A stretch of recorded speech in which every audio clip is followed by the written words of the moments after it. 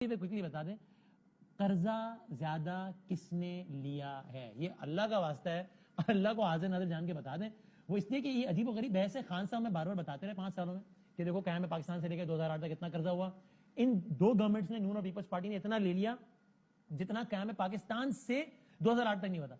फिर नून की गवर्नमेंट ने अकेले इतना सारा ले लिया। अब नून वाले कहते हैं कि भाई इन्होंने तो हमसे भी ज्यादा ले लिया है। ये कहते हैं कि नहीं भाईजान, हमने आपका लिया हुआ कर्जा वापस किया है। ये कर्जा किसने कितना लिया, अगर ये आसान तरीन करके बता सकते हो तो ये बता दें भाई। वसीम साहब, कर्जा किसने कितना लिया, ये स्टेट बैंक की वेबसाइट पे लिखा है जी। मैं आसान तरीन अल्फाज में आपको बता देता हूँ। हाँ। कि जब पीपल्स पार्टी की हुकूमत 2008 में आई थी तो उस वक्त पब्लिक डेट एंड लाइबिलिटी जो कहलाता है पूरे मुल्क के ऊपर, वो 6,000 अरब का कर्जा था।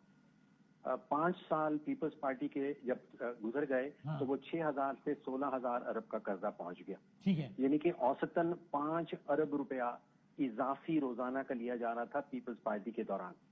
2013 में पीएमएलएन की हुकूमत आई, 16,000 से शुरू हुए थे और जब 5 साल का अरसा खत्म हुआ तो 30,000 अरब का कर्जा और लाइबिलिटीज पहुंच चुके थे। औसतन पीएमएलएन वाले 8 अरब रुपया और रोजाना का इजाफी कर्जा हमारे कर्जों में जमा कर रहे थे। सही है। फिर पीटीआई की हुकूमत आई 2018 में, उस वक्त पब्लिक डेट एंड लाइबिलिटी 30,000 अरब के थे। अब स्टेट बैंक हमें बता रहा है कि वो 50,000 अरब से तजावुज कर चुके हैं। जितने दिन और जितने महीने लगाए उस हिसाब से 17 अरब रुपए का इजाफी कर्जा जो है वो रोजाना का लिया जा रहा था। तो 5 अरब पीपल्स पार्टी के रोजाना इजाफी कर्जा, 8 अरब पीएमएलएन के दौरान और 17 अरब जो है वो पीटीआई के दौरान। और ये हम नेट कर्जे की बात कर रहे हैं, यानी कि नून ने भी कुछ लिया होगा तो कुछ पिछलों का वापस भी किया होगा, पीटीआई ने भी लिया होगा तो पिछलों का वापस किया होगा।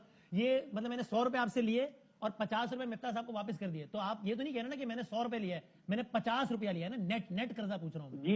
ये नेट कर्जा जो आपकी पोजीशन आपके सामने रखी है।